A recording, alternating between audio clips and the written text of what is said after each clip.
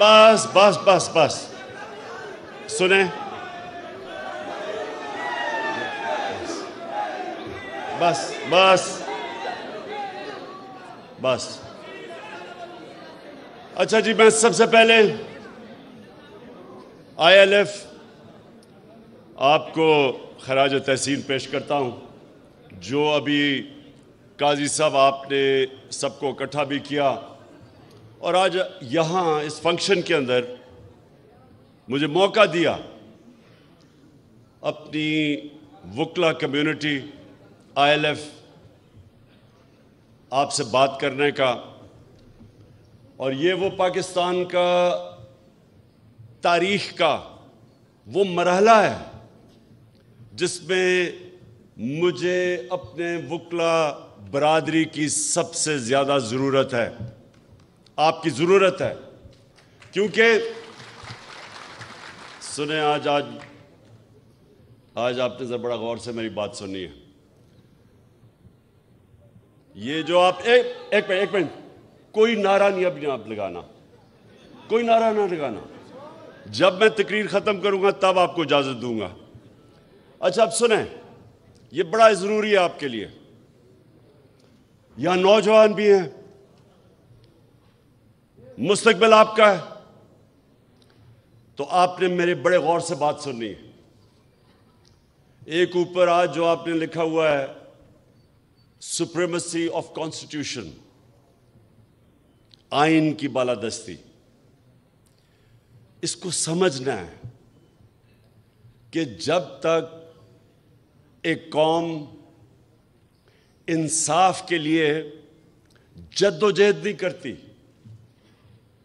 جب تک ایک قوم انصاف کے لیے جہاد نہیں کرتی، یہ یاد رکھے اللہ نے قرآن میں کہا ہوا ہے کہ میری زمین پہ نکل کے دیکھو کتنی قومیں تباہ ہو گئیں جو میرے حکم پہ نہیں چلی۔ اللہ کا سب سے بڑا حکم کہ میری زمین پہ انصاف قائم کرو، یہ جو آپ نے سپریمیسی آف کانسٹیٹیوشن لکھا ہوا ہے، اس کا مطلب ہی انصاف ہے۔ سپریمیسی آف کانسٹیٹیوشن کا مطلب یہ ہے کہ جو آئین آپ کو قانون دیتا ہے کہ کن قوانین کے مطابق ملک چلے گا، وہ آپ کو انصاف ایسے دیتا ہے کہ وہ کمزور طبقے کو تحفظ دیتا ہے طاقتور سے۔ یہ آپ نے بڑا ضروری میری آج بات سننی ہے، کیونکہ مجھے بہت رنج ہے جو کل ایک اس ملک کا، میں کیا کہوں کہ صحافت کے اندر اگر میں کسی کی سب سے زیادہ رسپیکٹ کرتا تھا وہ ارشد شریف، جس کو شہید کیا گیا، اور یہ سمجھنا ہے کہ یہ کیا ہوا ہے، اس کا فنومنا سمجھنا ہے آپ نے۔ اب میرے سامنے آپ وہ لوگ بیٹھے ہوئے ہیں جنہوں نے اس ملک کے انصاف کے نظام کی حفاظت کرنی ہے۔ اب سنیں کہ انسانی معاشرے اور جانوروں کے معاشرے میں کیا فرق ہے، یہ سمجھنا ہے آپ نے۔ میں کوئی اسلام کا اسکالر نہیں ہوں، لیکن جتنی میں نے تاریخ پڑھی ہے اور میں نے اپنا دین پڑھا ہے، انسان کے معاشرے میں اور جانوروں کے معاشرے میں سب سے زیادہ فرق ایک ہی ہے، جانوروں کے معاشرے میں انصاف نہیں ہے۔ وہاں جس کی طاقت جنگل کا قانون ہے، جس کی طاقت اس کا حکمرانی، شہر حکمران ہے کیونکہ طاقتور ہے، سب سے جو کمزور ہوتا ہے وہ بیچارہ چھپتا پھرتا ہے، کوئی تحفظ نہیں ہے۔ انسانی معاشرہ بنتا ہی تب ہے جب کمزور کو طاقتور سے تحفظ ملے، قانون کے سامنے سب ایک برابر ہو، اس کو انسانی معاشرہ کہتے ہیں۔ انگریزی میں رول آف لا کہتے ہیں۔ میں نے معاشرے دیکھے ہوئے ہیں، جب میں چھوٹی عمر میں برطانیہ گیا تو میں نے رول آف لا دیکھا وہاں، اور مجھے تب سمجھ آئی کہ وہ کیوں آگے نکل گئے ہیں۔ اور پاکستان کے اندر یہاں کبھی بھی رول آف لا نہیں تھا۔ وہ ملک جو علامہ اقبال جیسے ایسا بڑا ذہن، انٹلیکٹ، 500 سال تک سمجھتے ہیں کہ دنیا میں اس طرح کا ذہن نہیں آیا. اس نے تصور دیا اس ملک کا. مدینہ کے ریاست کے اصولوں کے اوپر اس ملک نے کھڑا ہونا تھا. اسلامی فلاحی ریاست. تو مدینہ کی ریاست کا اصول تو نمبر 1 عدل اور انصاف تھا. میرے نبی صلی اللہ علیہ وسلم نے سب سے پہلے انصاف قائم کیا تھا، پھر خوشحالی آئی تھی. خوشحالی پہلے نہیں آئی تھی. انصاف خوشحالی لے کے آتا ہے. جس معاشرے میں انصاف ہے وہ خوشحال ہے. رول آف لا انڈیکس کے اندر میں لوگوں کو بار بار بتاتا ہوں، سوئٹزرلینڈ میں گیا ہوا ہوں. سوئٹزرلینڈ میں اپنے سارے گلگت بلتستان کا علاقہ پھرا ہوا ہوں. آپ یقین کریں کوئی مقابلہ نہیں ہے سوئٹزرلینڈ میں اور ہمارے گلگت بلتستان میں، خوبصورتی میں، ہر طرح. لیکن سوئٹزرلینڈ دنیا کا سب سے خوشحال طبقہ ہے، ملک کا سب سے زیادہ. کیوں؟ وہاں تو کوئی وسائل نہیں ہے. پہاڑ ہیں، ہمارے بہتر پہاڑ ہیں. خوبصورتی ہماری زیادہ خوبصورتی ہے. لیکن وہاں رول آف لا ہے، قانون کی بالادستی ہے. جو رول آف لا دنیا میں انڈیکس ہوتا ہے اس میں 99.9% ہے Switzerland rule of law index پہ. اور وہ ملک جو وسائل میں امیر ترین ہے، نائجیریا. سارے افریقہ میں سب سے زیادہ تیل ہے نائجیریا میں. غربت کی انتہا ہے کیونکہ 7% ہے وہاں رول آف لا. انصاف کے انڈیکس میں وہ 7% ہے، وہ 99% ہے. وہ خوشحال ہے. اور یہی میرے نبی نے جب مدینہ میں ریاست سیٹ اپ کی تھی تو اس لیے سب سے پہلا اصول انہوں نے رول آف لا کہا تھا کہ میری بیٹی بھی اگر جرم کرے گی تو سزا ہوگی، کوئی قانون کے اوپر نہیں ہے.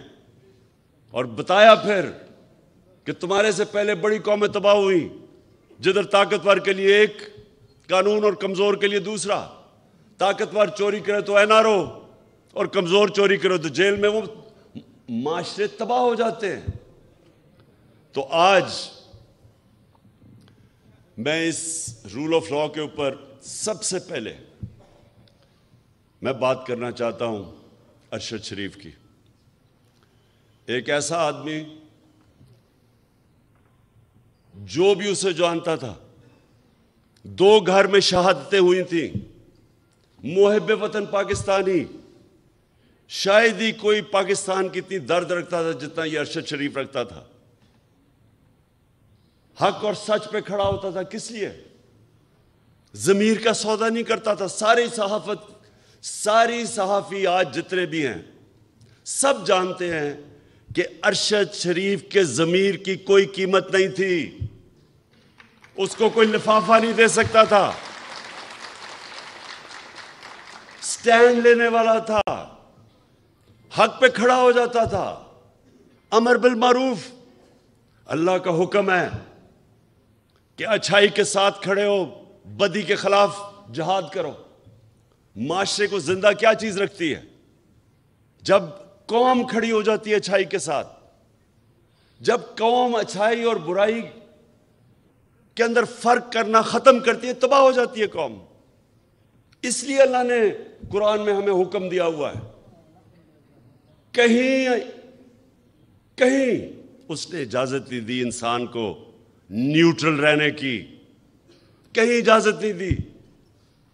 اور ارشد شریف وہ آدمی تھا جو سچ پہ کھڑا ہو جاتا تھا، پاکستان کے انٹرسٹ کے لیے کھڑا ہو جاتا تھا. میرے سے کئی دفعہ اس نے میرے اتنی تنقید کی میری، جب وہ سمجھتا تھا کہ میں غلط کر رہا ہوں. کسی مافیا کو نہیں بخشتا تھا. اپنے پروگرام میں بار بار یہ جو 2 لٹیرے خاندان جنہوں نے ملک کو 30 سال سے لوٹا ہے، ہر پروگرام میں ان کو ننگا کرتا تھا، ثبوت کے ساتھ.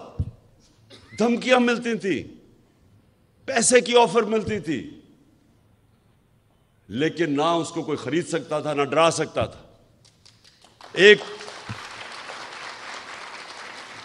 اور وہ پاکستانی، وہ صحافی جو ساری قوم جانتی ہے کہ وہ ملک کے ملک کے انٹرسٹ کے لیے، محب وطن، جس آدمی کی گھر میں 2 شہادتیں ہوئی ہوں،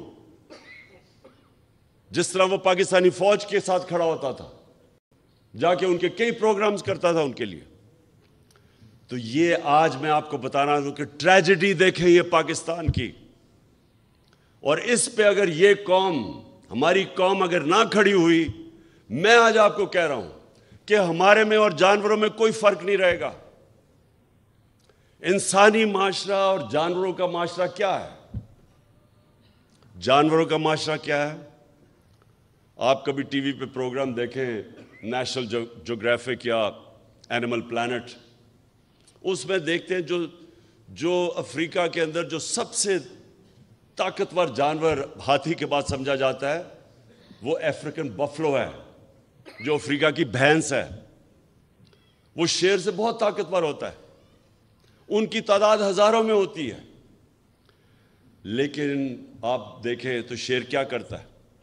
4-5 شیر، وہ اتنے ہزار ہوتے ہیں، ان کو ڈرا دیتے ہیں، شور مچا کے ان کو ڈراتے ہیں. وہ جب ڈر کے بھاگتے ہیں، وہ 4-5 ایک بھینس کو پکڑ لیتے ہیں.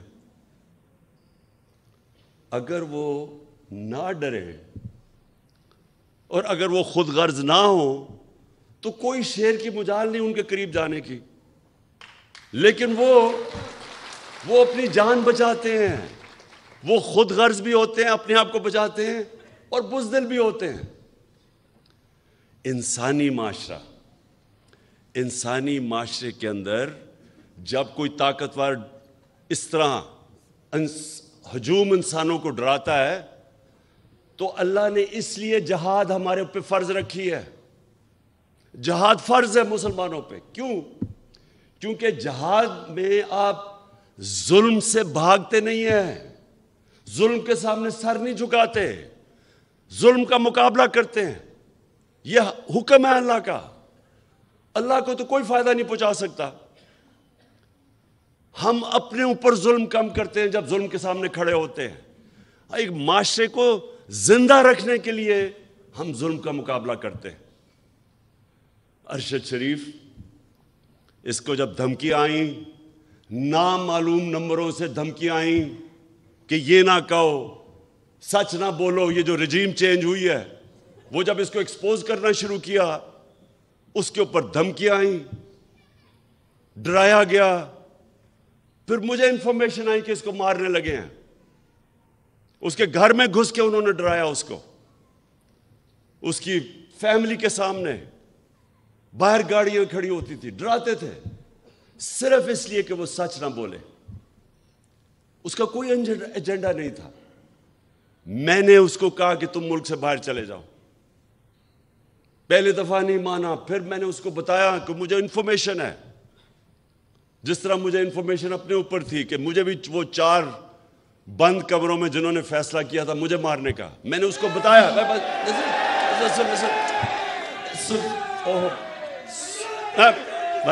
بس دیکھیں، تو وہ جب ملک چھوڑ کے گیا، اس کا ویزا ختم ہونے لگا تھا دبئی کا. یہ واپس بلا رہے تھے اس کو. کوئی اس لیے نہیں کہ کوئی جرم کیا ہے اس نے، اس لیے کہ وہ سچ نہ بولے. اس کو واپس بلا رہے تھے، اور وہی کرنا تھا اس سے جو انہوں نے اعظم سواتی کو بند کمرے کے اندر ننگا کر کے اس کے اوپر تشدد کیا. شہباز گل سے کیا انہوں نے. جمیل فاروقی، ایک رپورٹر، جرنلسٹ، اس کو انہوں نے کیا. سینئر صحافی، وہ ملک چھوڑ کے بھاگ گیا، صابر شاکر، اس کو دھمکیاں دی. یہ وہ لوگ ہیں. ایاز امیر، اس قوم اس کو 30 سال سے جانتی ہے، ریسپیکٹڈ جرنلسٹ. ان کے پیچھے پڑ گئے کہ کسی طرح ڈرا کے ان کو دھمکائیں اور خوف زدہ کریں. اور کوئی شرم نہیں ان کو کہ وہ لوگ جو قوم ان کے کریڈینشلز ان کو اتنی دیر سے جانتی ہے کہ ہمیشہ یہ ملک کے انٹرسٹ کے لیے کھڑے ہوئے ہیں، ان لوگوں کو چنا جن کا ضمیر کا ساتواں نہیں ہوتا تھا، جن کے ضمیر کے سودے ہوئے ہیں وہ تو سب آج آپ ٹی وی کے اوپر دیکھیں، سارے گن گا رہے ہیں ان لوگوں کے جو 30 سال سے سرٹیفائڈ چور اوپر بیٹھ گئے آ کے، اپنے کرپشن کے کیسز ختم کر کے ملک کو تباہی کی طرف لے گئے. ان کے خلاف کوئی بات کرے، یہ سارے نامعلوم افراد آ کے ڈراتے ہیں، دھمکاتے ہیں. تو میں آج ارشد شریف، اور دیکھیں ہم ایسے ہر کسی کو شہید کہہ دیتے ہیں، ہر کوئی شہید نہیں ہے. میری نظر میں شہید وہ ہے جو پتہ ہوتے ہوئے کہ میری جان خطرے میں ہے، وہ جب اپنے ملک کی حفاظت کرتا ہے بارڈرز پہ، وہ شہید ہوتا ہے. وہ سپاہی شہید ہوتا ہے، وہ فوجی شہید ہوتا ہے، وہ پولیس والا شہید ہوتا ہے. وہ پولیس والا جب اپنی جان خطرے میں ڈال کے اپنے ملک کی حفاظت کرتا ہے، یہ سب شہید ہیں. لیکن جو کہ کہیں حادثے میں مر جائے اس کو بھی شہید کہہ دیتے ہیں، یا کسی کو قتل کر دے شہید کہہ دیتے ہیں. ارشد شریف شہید کیوں ہے؟ اس کو پتا تھا کہ اس کی جان خطرے میں، اس کو پتا تھا، اس کو بار بار وارننگز آ رہی تھی، میں نے اس کو بتایا. اس کے باوجود ایک دفعہ یہ پیچھے نہیں ہٹا، رائے حق سے پیچھے نہیں ہٹا، ڈرا نہیں. اور آخر میں یہ جو اس کو ٹارگٹ کلنگ کی گئی ہے، یہ جو مرضی لوگ کہیں، مجھے پتا ہے کہ یہ ٹارگٹ کلنگ کی گئی ہے. اس کو جو مارا انہوں نے، اس کو شہید کیا. سارے صحافیوں، جتنے بھی پاکستان کے صحافی ہیں، یہ آج آپ سب کے لیے ہے کہ آج آپ چاہے ارشد شریف کے سے متفق ہو یا نہ ہو، یا آپ دوسرے کیمپ میں بیٹھے ہوں اور ان چوروں کی حمایت کر رہے ہوں، یا آپ کے اوپر لفافے چلے ہوئے ہوں، ضمیر کے بیچے ہوئے ہوں آپ نے، پھر بھی میں آپ سب کو کہتا ہوں کہ یہ ہے پاکستان کا وہ صحافی جو شاید ہی میں نے اتنا دلیر، ایماندار اور محب وطن صحافی دیکھا ہو جو بالکل اپنے موقف سے پیچھے نہیں ہٹا، جان اپنی خطرے میں ڈال کے وہ کھڑا رہا رائے حق کے اوپر. اور آج ساری میری قوم کو اس کو سلام کرنا چاہیے. میں انشاءاللہ جو اپنی مارچ کرنے والا ہوں، میں آج میرا جو عزم ہے وہ کبھی بھی اتنا تکڑا نہیں تھا جتنا آج ہے، کیونکہ میں آج فیصلہ کر بیٹھا ہوں کہ ملک اب دو رائے پہ کھڑا ہے. ایک طرف یہ وہ سارے چور 30 سال سے 26 سال سے میں جن کے خلاف کرپشن کی جہاد لڑا ہوں، وہ سب اکٹھے ہیں. ان کے ساتھ میڈیا ہاؤسز جو ان کے ساتھ پیسے بنا رہے ہیں وہ اکٹھے ہیں. ان کے ساتھ نامعلوم افراد وہ ان کے ساتھ ملے ہوئے ہیں. ان کے ساتھ بیرونی سازشیں جو چاہتی ہیں کہ پاکستان ایک کمزور مقروض ملک رہے تاکہ وہ غلام بن سکے، وہ ان کے ساتھ ہیں. اور ساری قوم جو آج اس سے تنگ ہے، میں آج ساری قوم کو کہتا ہوں کہ آج میرے ساتھ آپ نے کھڑا نہ ہو، نہ آج آپ میرے ساتھ نکلے جب میں نکلوں گا، تو عمران خان کو تو کوئی فرق نہیں پڑنے لگا، کیونکہ اللہ نے تو اس کو سب کچھ دے چکا ہے. لیکن آپ کا مستقبل بھیڑ بکریوں والا ہونے والا ہے، جانوروں والا ہونے والا ہے. دو معاشرے، انسانی اور جانوروں کا معاشرہ. جانوروں کا معاشرہ ظلم کا مقابلہ نہیں کرتا، بھیڑ بکریاں نہیں ظالم کے سامنے کھڑی ہوتی. انسان، اور وہ بھی جو دنیا کا سب سے عظیم لیڈر، جو نبی صلی اللہ علیہ وسلم کی امت ہو، اس امت کے اوپر تو ویسے ہی فرض ہے کہ آپ یہ ظلم کے سامنے کھڑے ہوں، بھیڑ بکریوں نہ بنیں، خوف کے بت کی پوجا نہ کریں. یہ سب سے بڑا بت ہے. کوفہ کے لوگوں کو پتا تھا کہ حضرت امام حسین رائے حق پہ کھڑے ہیں، لیکن یزید کے ظلم کے خوف سے انہوں نے مسلمان کی تاریخ کا سب سے بڑا ظلم ہونے دیا، کیونکہ وہ ڈر گئے تھے. آج یہ قوم بھی یہ جو حربے ہیں، یہ جو لوگوں کو ننگا کر کے 75 سال کے اعظم سواتی کو سوچے ننگا کر کے انہوں نے ٹارچر کی، کس چیز کے اوپر؟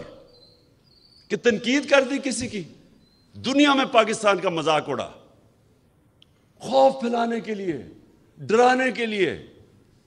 ایک اسلام آباد میں جب سے ایک ڈرٹی ہیری آیا ہے، ڈرٹی ہیری وہ ہے، آپ نے وہ فلم دیکھی ہوگی ڈرٹی ہیری کی، کہ وہ ایک ایسا کوئی سپاہی تھا جو کہ بس بندوق کا ساروں کو ادھر ادھر گولیاں مارتا پھرتا تھا، اس کا نام ڈرٹی ہیری رکھا ہوا تھا۔ یہ اسلام آباد میں ایک ڈرٹی ہیری آ گیا، اور جب سے یہ آیا ہے کبھی کسی کو ننگا کر کے، ویسے اس کو ننگا کرنے کا کیا شوق ہے؟